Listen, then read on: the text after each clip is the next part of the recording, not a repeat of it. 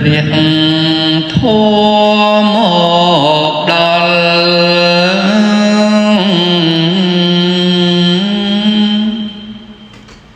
កុំខ្វល់ការងារ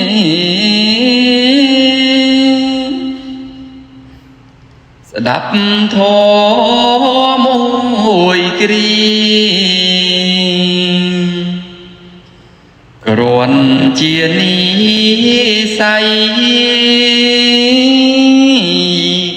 ព្រោះយើងងងឹត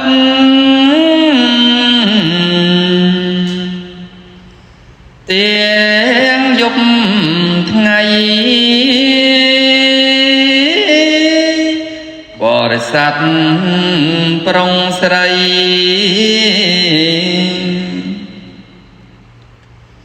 កុំតម្រុនឡើយ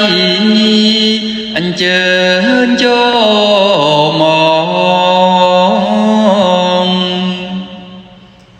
គ្រប់គ្នាណា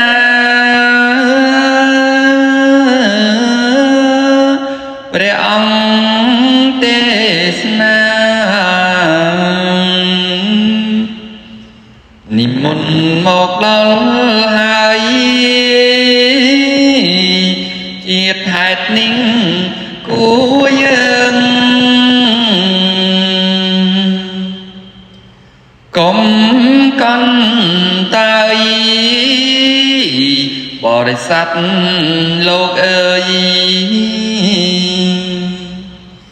ស្ដាប់ទេសនាដើម្បីជាបុណ្យជាមៀងផល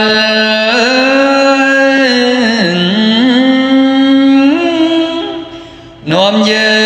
ងឲ្យដល់ទីនេះពៀនជាទីដ៏សុខទីខ្សែមខ្សា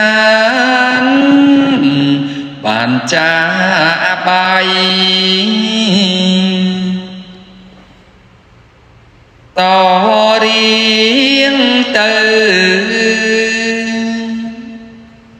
លើកហាត់ឡើងប្រណំថ្វាយបង្គំព្រះរតនត្រ័យ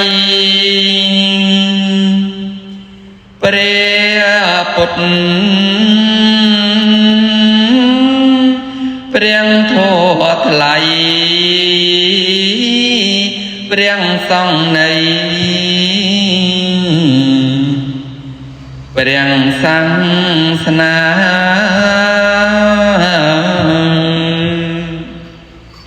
ហើយសូមបបន្ទី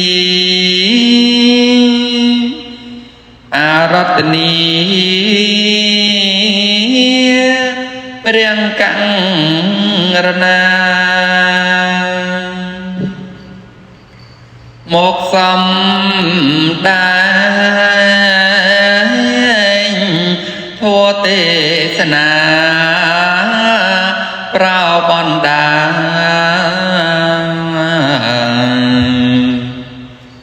ពុទ្ធបរិស័ទ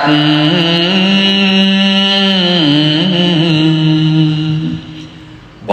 ពិតលោកម្ចាស់ថ្លៃ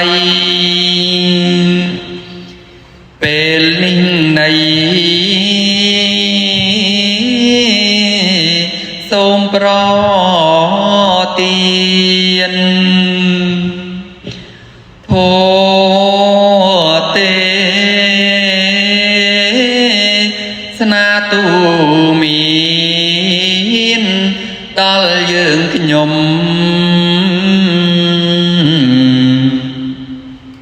គ្រប់គ្នា